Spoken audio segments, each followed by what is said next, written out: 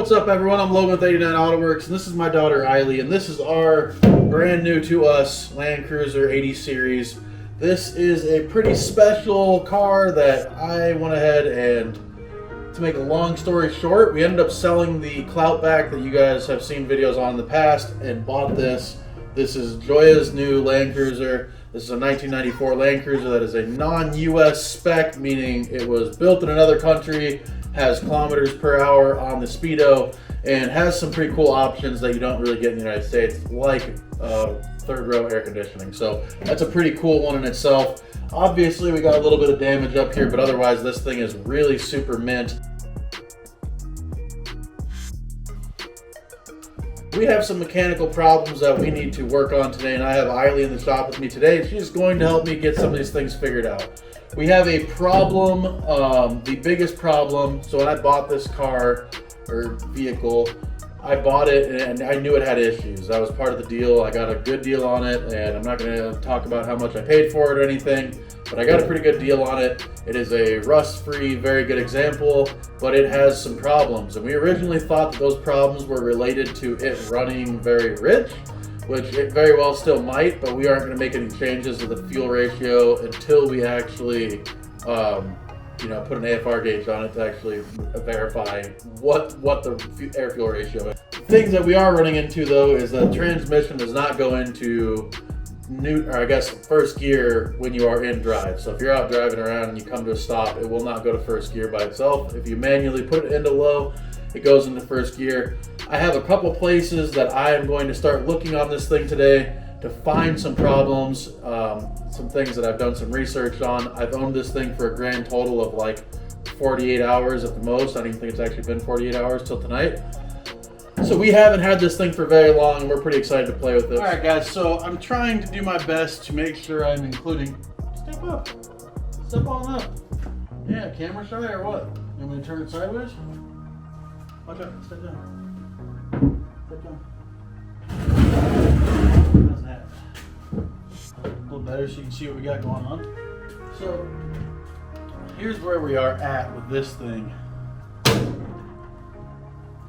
Sure. So, big things that I would say if you're having an issue with your transmission on your 80 series Landcruiser, the first thing you should do is use your diagnostic port. So you use pins T1 and E1 on the actual diagnostic port, and you're going to check the amount of times that you see the traction control light flashing, and that is going to tell you kind of what your transmission codes are. In our case, we don't have any transmission codes.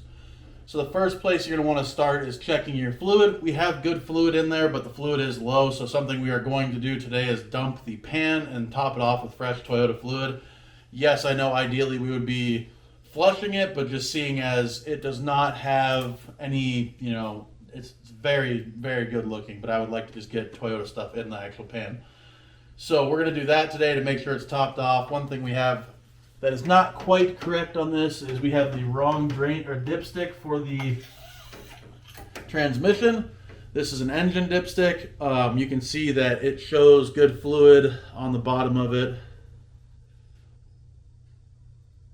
And also maybe some material. So I mean, we very well might be in for a treat when we pop this pan open. What we're going to do is that. We're going to check the fluid out, and then also there is a transmission shift kickdown cable, and in our case it is very loose, meaning that transmission does not really know where to shift up and shift down because it goes off of the throttle position, and we don't have that set up properly. So very well could just be that, but I am just going to be a stickler for it. We're going to put this thing up on the ramps today, and we are going to basically drain the pan for the transmission.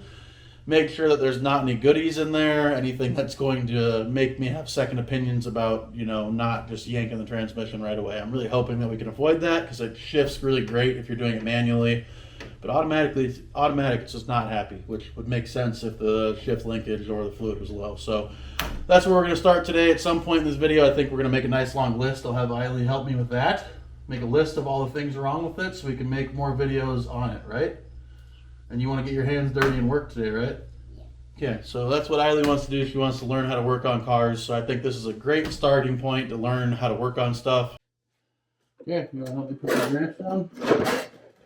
We gotta get it lined up really good right in front of the wheel. wheel. Can you do that with that side?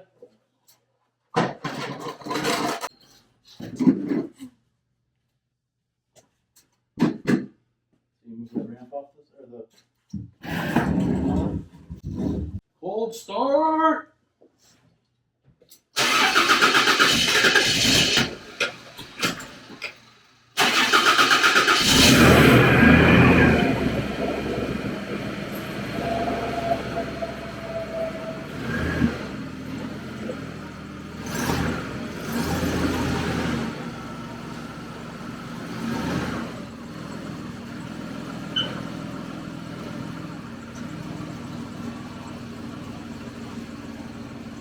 Okay, so what I'm going to do here is I'm just going to make a list of all the things I can think of without even looking at the Landcruiser. 2JZ engine, no shit. That in the 7 kilometers I drove it, I found was wrong with it. So, 1, trans shifting. That's the most annoying. 2nd, fuel tank level, which basically both tanks, the fuel tank level sensor in them does not work. And the 2nd tank doesn't work at all.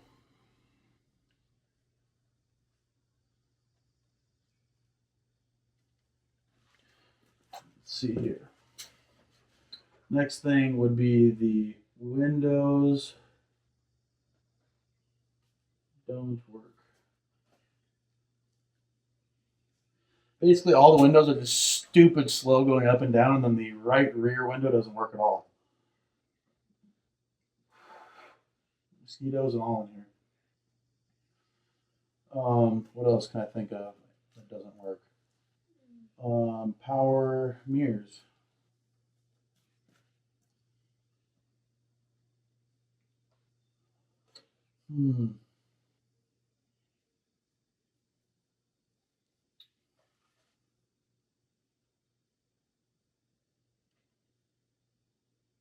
There's a bunch more, and I just can't think of it off the top of my head right now. But pretty much nothing works on the inside of it, other than like the radio and the power antenna works. And the sunroof works, but it's super slow, so that's more stuff that I would want to either look at the motor or greasing the motor or something. This list, very short right now. By the end of this video, is going to be very long. So I'm going to grab a creeper. We're going to go climb underneath the car, and I'm going to drain the trans pan. I'll try to put it in a nice and clean pan so we can take a look at it and see if there's anything I need to be concerned about. I'm not going to try to film that today. My daughter's here, and it's just hard to show all this stuff, so I'm going to be trying to help her out. I'll get what I can, but basically from this point, if you can't figure out how to drain the pan, then we might have a problem there. So I'll show you guys what I can, but bear with me. So I got the fluid out of this thing. I thought I'd use this opportunity to talk to you guys as well as I talk to my daughter and explain this to her. And what I am seeing in this fluid, it's not good. That's all I can tell you at this point, is it's not good. Okay, so I'm going to do my best here to explain this. So if you can see all these areas, that is all metal that is in that transmission fluid. So it is definitely not great. I'm going to hope that putting fresh fluid in it and putting the linkage to the right spot, we will stop having this going on, and it'll just be happy. It's a Toyota. It's supposed to just be happy. They're always happy. Be happy, Toyota. But that's why you're seeing this happen, this effect. My daughter says, wow, that looks so cool. And that's because there's so much metal. And it's very fine metal, but in a transmission, you'd expect that. So we ended up getting 4.5 quarts out of the pan. So I have 5 quarts of this type, whatever, TIV, which I think means 5. I don't know. Roman numerals, you must be at least 45 if you know how to use those. So here's what we're going to put in this. I got these out of another project when I bought it. They're brand new, so that's pretty freaking cool. Didn't have to buy them. I know they're pretty expensive. So we're going to dump 5 of them in because we were a little low before, and hopefully that does some things for us. All right, so the last thing we're going to adjust here is going to be all the way down in the back of the intake manifold here, and it is the throttle kickdown cable. There is a 14 millimeter that is right, sorry. You can see this is the 12 mil for the throttle, and then this is the 14 mil for the throttle kickdown for the transmission. So we're gonna bust this loose and then take all this slack. We have a ton of slack in this one, so we need to get all the slack out of it. Okay, so we have it all tightened up. You guys can't really see, but there's no slack in it anymore. There's a little bit of slack, but not much slack in it anymore. Just enough so the vibrations and everything aren't actually pulling on this, causing the transmission to shift down. So everything's tight now. So the last thing we're gonna do is start this thing up and check the transmission fluid, see where that's at, just so we have a good point of reference.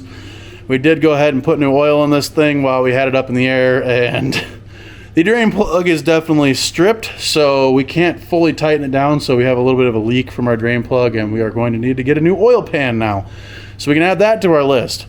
Oil pan, that's another new one that's going to be a fun one to do. So there's definitely a nice long list of things that have to happen on this old girl, but hopefully right now we'll be able to start this thing up, see how it does, or see how the transmission fluid looks, go take it for a rip and see how it drives.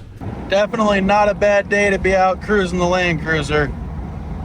Got the transmission fully shifting properly, at least for the time being. Things look great. Hopefully I will do another fluid swap soon. I'll show you guys when we start here. Normally it would just bog down to its, and now it's just torque for days. It's got all the power, it shifts where it's supposed to.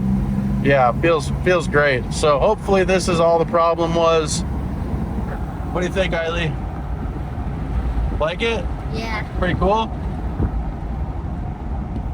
Should go straight or left? Or straight or right? Left? Give it a good test going up the hill.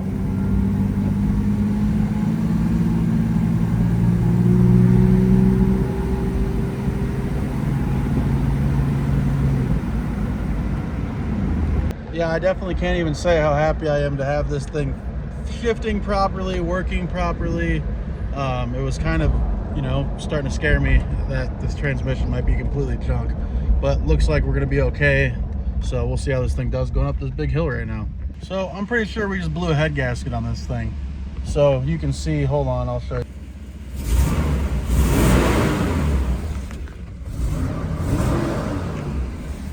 All that coolant isn't overheated, nothing's overheated. So that was pretty depressing. I was out with my daughter. We weren't beating on it. We weren't getting on it. Nothing was out of the ordinary. All of a sudden we came to a stop and it started running really terribly, and we went to get on the throttle, like literally as soon as I shut the other clip off, and no exaggerations, it went from running perfectly to it is fucked like now. So yeah, starting to feel slightly different about the purchase. We now have a transmission that is full of metal, and we have a motor that is blown up. So I mean, yeah, I feel like we did pretty good here purchasing this thing, and now it needs a few $1,000s in work put into it for sure at minimum. So yeah, this is fun.